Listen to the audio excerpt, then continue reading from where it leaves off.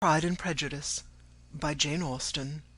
Chapter 21. The discussion of Mr. Collins's offer was now nearly at an end, and Elizabeth had only to suffer from the uncomfortable feelings necessarily attending it, and occasionally from some peevish allusion of her mother.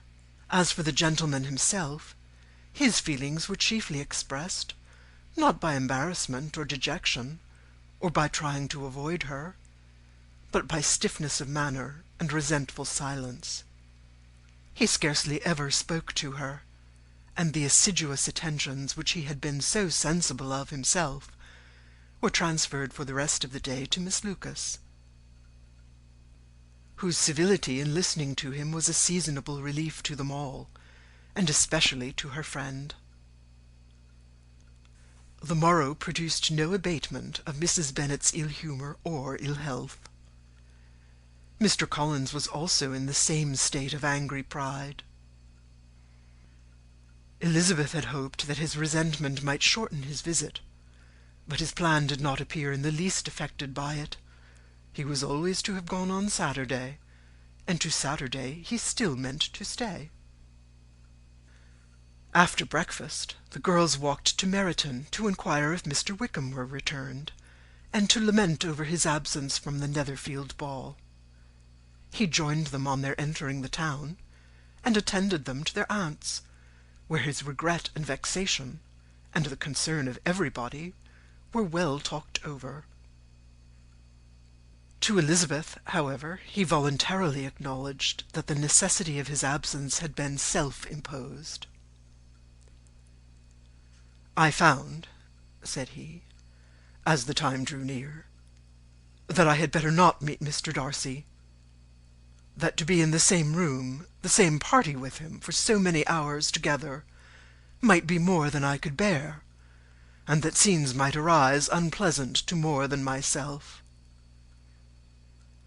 She highly approved his forbearance, and they had leisure for a full discussion of it, and for all the commendation which they civilly bestowed on each other, as Wickham and another officer walked back with them to Longbourn, and during the walk he particularly attended to her.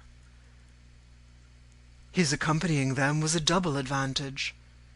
She felt all the compliment it offered to herself, and it was most acceptable as an occasion of introducing him to her father and mother. Soon after their return, a letter was delivered to Miss Bennet. It came from Netherfield, and was opened immediately. The envelope contained a sheet of elegant little hot-pressed paper, well covered with a lady's fair flowing hand, and Elizabeth saw her sister's countenance change as she read it, and saw her dwelling intently on some particular passages. Jane recollected herself soon, and putting the letter away, tried to join with her usual cheerfulness in the general conversation.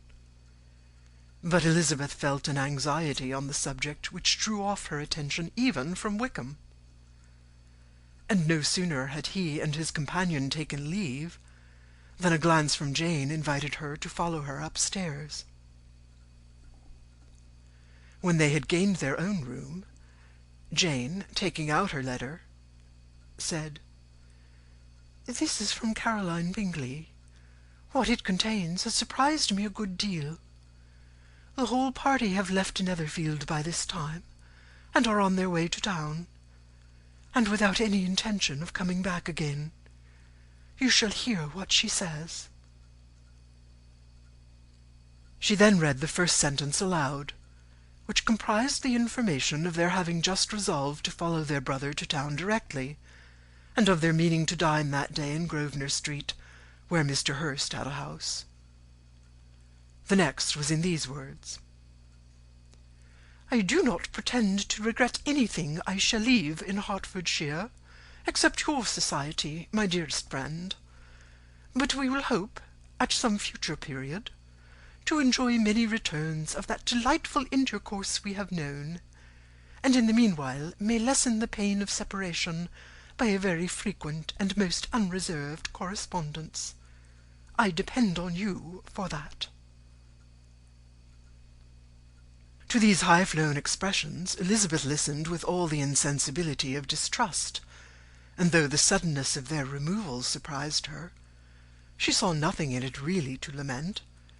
It was not to be supposed that their absence from Netherfield would prevent Mr. Bingley's being there, and as to the loss of their society, she was persuaded that Jane must soon cease to regard it in the enjoyment of his. "It is unlucky," said she, after a short pause, "that you should not be able to see your friends before they leave the country. But may we not hope that the period of future happiness, to which Miss Bingley looks forward, may arrive earlier than she is aware, and that the delightful intercourse you have known as friends will be renewed with yet greater satisfaction as sisters? Mr. Bingley will not be detained in London by them." "Caroline decidedly says that none of the party will return into Hertfordshire this winter. I will read it to you. When my brother left us yesterday, he imagined that the business which took him to London might be concluded in 3 or 4 days, but as we are certain it cannot be so, and at the same time convinced that when Charles gets to town he will be in no hurry to leave it again, we have determined on following him thither, that he may not be obliged to spend his vacant hours in a comfortless hotel. Many of my acquaintance are already there for the winter. I wish I could hear that you, my dearest friend, had any intention of making one in the crowd, but of that I despair.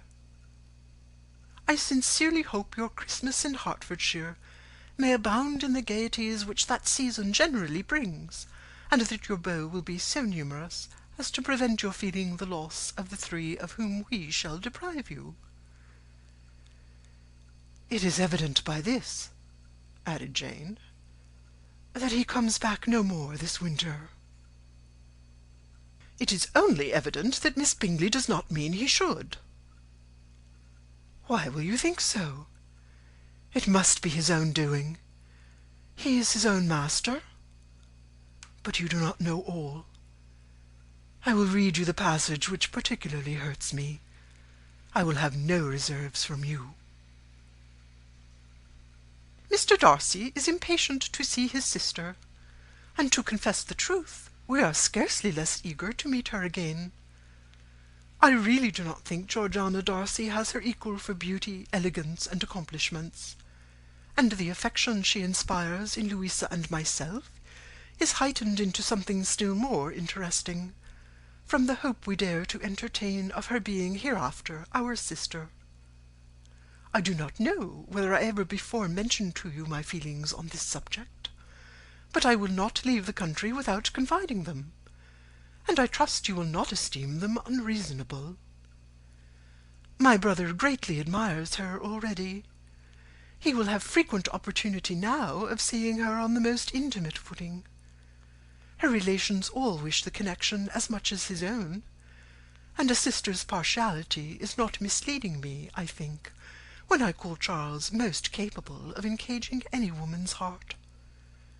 With all these circumstances to favour an attachment, and nothing to prevent it, am I wrong, my dearest Jane, in indulging the hope of an event which will secure the happiness of so many? What think you of this sentence, my dear Lizzy? Said Jane, as she finished it. Is it not clear enough? Does it not expressly declare that Caroline neither expects nor wishes me to be her sister, that she is perfectly convinced of her brother's indifference, and that if she suspects the nature of my feelings for him, she means, most kindly, to put me on my guard? Can there be any other opinion on the subject?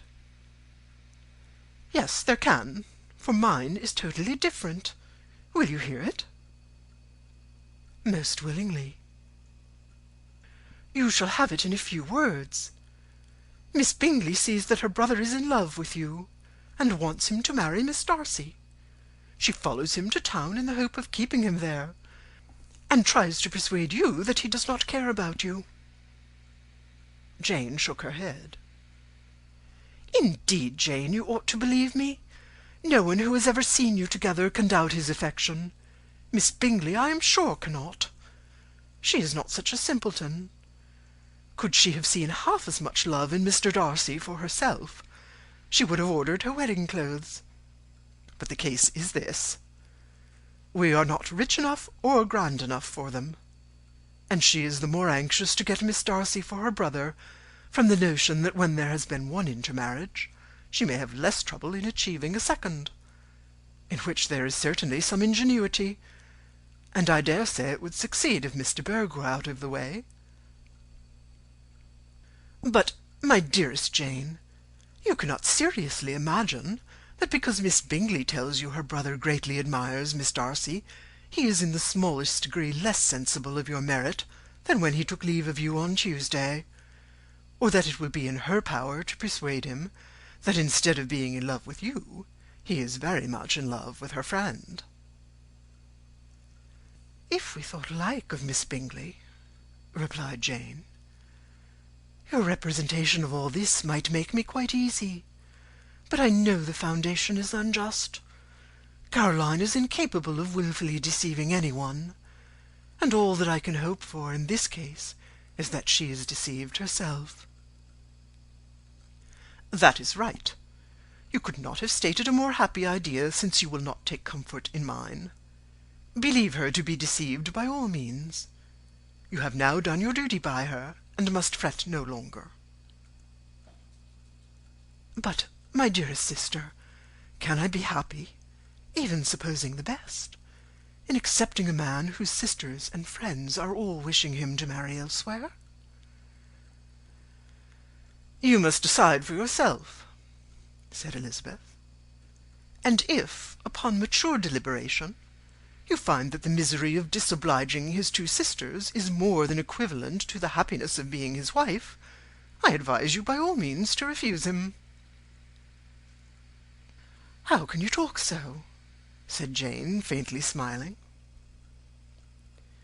You must know that though I should be exceedingly grieved at their disapprobation, I could not hesitate. I did not think you would, and that being the case, I cannot consider your situation with much compassion.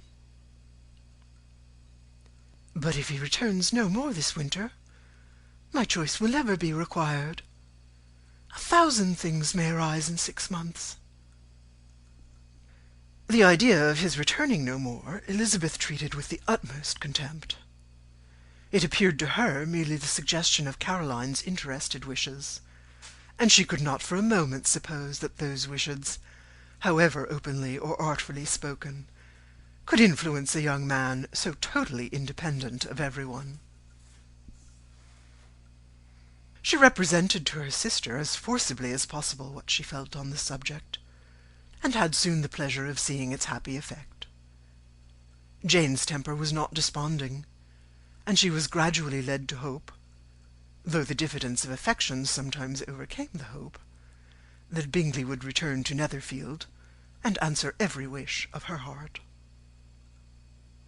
They agreed that Mrs. Bennet should only hear of the departure of the family, without being alarmed on the score of the gentleman's conduct. But even this partial communication gave her a great deal of concern, and she bewailed it as exceedingly unlucky that the ladies should happen to go away, just as they were all getting so intimate together. After lamenting it, however, at some length, she had the consolation of thinking Mr. Bingley would be soon down again, and soon dining at Longbourn, and the conclusion of all was the comfortable declaration that though he had been invited only to a family dinner, she would take care to have 2 full courses. End of chapter 21. Chapter 22. The Bennets were engaged to dine with the Lucases, and again during the chief of the day was Miss Lucas so kind as to listen to Mr. Collins. Elizabeth took an opportunity of thanking her.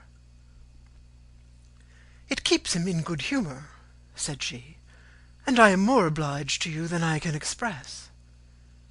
Charlotte assured her friend of her satisfaction in being useful, and that it amply repaid her for the little sacrifice of her time. This was very amiable, but Charlotte's kindness extended farther than Elizabeth had any conception of. Its object was nothing less than to secure her from any return of Mr. Collins's addresses by engaging them towards herself. Such was Miss Lucas's scheme, and appearances were so favourable that when they parted at night she would have felt almost sure of success if he had not been leaving Hertfordshire so very soon. But here she did an injustice to the fire and independence of his character, for it led him to escape out of Longbourn House the next morning with admirable slyness, and hasten to Lucas Lodge to throw himself at her feet.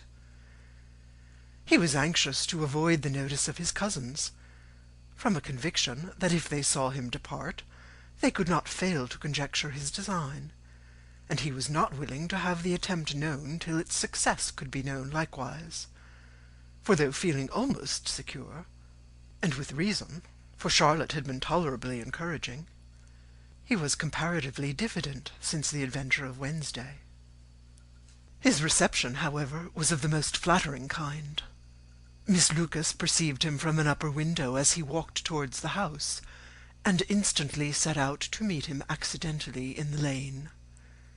But little had she dared to hope that so much love and eloquence awaited her there. In as short a time as Mr. Collins's long speeches would allow, everything was settled between them to the satisfaction of both, and as they entered the house, he earnestly entreated her to name the day that was to make him the happiest of men, and though such a solicitation must be waived for the present, the lady felt no inclination to trifle with his happiness. The stupidity with which he was favoured by nature must guard his courtship from any charm that could make a woman wish for its continuance, and Miss Lucas, who accepted him solely from the pure and disinterested desire of an establishment, cared not how soon that establishment were gained.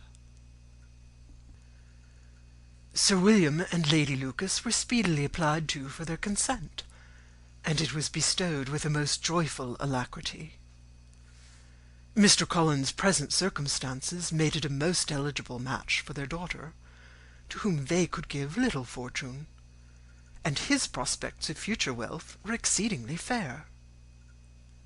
Lady Lucas began directly to calculate, with more interest than the matter had ever excited before, how many years longer Mr. Bennet was likely to live, and Sir William gave it as his decided opinion that whenever Mr. Collins should be in possession of the Longbourn estate, it would be highly expedient that both he and his wife should make their appearance at St. James's.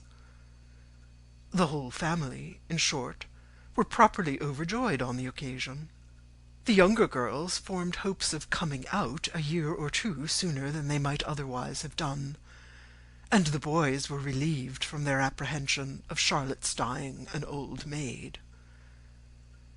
Charlotte herself was tolerably composed. She had gained her point, and had time to consider of it. Her reflections were in general satisfactory. Mr. Collins, to be sure, was neither sensible nor agreeable. His society was irksome, and his attachment to her must be imaginary. But still he would be her husband. Without thinking highly either of men or matrimony, marriage had always been her object. It was the only honourable provision for well-educated young women of small fortune, and however uncertain of giving happiness, must be their pleasantest preservative from want. This preservative she had now obtained, and at the age of 27, without having ever been handsome, she felt all the good luck of it. The least agreeable circumstance in the business was the surprise it must occasion to Elizabeth Bennet, whose friendship she valued beyond that of any other person. Elizabeth would wonder, and probably would blame her, and though her resolution was not to be shaken, her feelings must be hurt by such disapprobation. She resolved to give her the information herself, and therefore charge Mr. Collins when he returned to Longbourn to dinner, to drop no hint of what had passed before any of the family. A promise of secrecy was of course very dutifully given, but it could not be kept without difficulty, for the curiosity excited by his long absence burst forth in such very direct questions on his return as required some ingenuity to evade, and he was at the same time exercising great self-denial, for he was longing to publish his prosperous love. As he was to begin his journey too early on the morrow to see any of the family, the ceremony of leave-taking was performed when the ladies moved for the night, and Mrs. Bennet, with great politeness and cordiality, said how happy they should be to see him at Longbourn again, whenever his other engagements might allow him to visit them. "My dear madam," he replied, "this invitation is particularly gratifying, because it is what I have been hoping to receive, and you may be very certain that I shall avail myself of it as soon as possible." They were all astonished, and Mr. Bennet, who could by no means wish for so speedy a return, immediately said, "But is there not danger of Lady Catherine's disapprobation here, my good sir? You had better neglect your relations than run the risk of offending your patroness." "My dear sir," replied Mr. Collins, "I am particularly obliged to you for this friendly caution, and you may depend upon my not taking so material a step without her ladyship's concurrence. You cannot be too much on your guard. Risk anything rather than her displeasure, and if you find it likely to be raised by your coming to us again, which I should think exceedingly probable, stay quietly at home, and be satisfied that we shall take no offence. Believe me, my dear sir, my gratitude is warmly excited by such affectionate attention, and depend upon it you will speedily receive from me a letter of thanks for this, as well as for every other mark of your regard during my stay in Hertfordshire. As for my fair cousins, though my absence may not be long enough to render it necessary, I shall take the liberty of wishing them health and happiness, not excepting my cousin Elizabeth." With proper civilities the ladies then withdrew, all of them equally surprised to find that he meditated a quick return. Mrs. Bennet wished to understand by it that he thought of paying his addresses to one of her younger girls, and Mary might have been prevailed on to accept him. She rated his abilities much higher than any of the others. There was a solidity in his reflections which often struck her, and though by no means so clever as herself, she thought that if encouraged to read and improve himself by such an example as hers, he might become a very agreeable companion. But on the following morning every hope of this kind was done away. Miss Lucas called soon after breakfast, and in a private conference with Elizabeth related the event of the day before. The possibility of Mr. Collins fancying himself in love with her friend had once occurred to Elizabeth within the last day or two, but that Charlotte could encourage him seemed almost as far from possibility as that she could encourage him herself, and her astonishment was consequently so great as to overcome at first the bounds of decorum, and she could not help crying out, "Engaged to Mr. Collins? My dear Charlotte, impossible!" The steady countenance which Miss Lucas had commanded in telling her story gave way to a momentary confusion here, on receiving so direct a reproach, though, as it was no more than she expected, she soon regained her composure, and calmly replied, "Why should you be surprised, my dear Eliza? Do you think it incredible that Mr. Collins should be able to procure any woman's good opinion because he was not so happy as to succeed with you?" But Elizabeth had now recollected herself. and making a strong effort for it, was able to assure her with tolerable firmness that the prospect of their relationship was highly grateful to her, and that she wished her all imaginable happiness. "I see what you are feeling," replied Charlotte. "You must be surprised, very much surprised, so lately as Mr. Collins was wishing to marry you. But when you have time to think it all over, I hope you will be satisfied with what I have done. I am not romantic, you know. I never was. I ask only a comfortable home, and considering Mr. Collins' character, connections, and situation in life, I am convinced that my chance of happiness with him is as fair as most people can boast on entering the marriage state." Elizabeth quietly answered, "Undoubtedly." And after an awkward pause, they returned to the rest of the family. Charlotte did not stay much longer, and Elizabeth was then left to reflect on what she had heard. It was a long time before she became at all reconciled to the idea of so unsuitable a match. The strangeness of Mr. Collins making 2 offers of marriage within 3 days was nothing in comparison of his being now accepted. She had always felt that Charlotte's opinion of matrimony was not exactly like her own, but she could not have supposed it possible that when called into action she would have sacrificed every better feeling to worldly advantage. Charlotte, the wife of Mr. Collins, was a most humiliating picture, and to the pang of a friend disgracing herself and sunk in her esteem was added the distressing conviction that it was impossible for that friend to be tolerably happy in the lot she had chosen. End of chapter 22.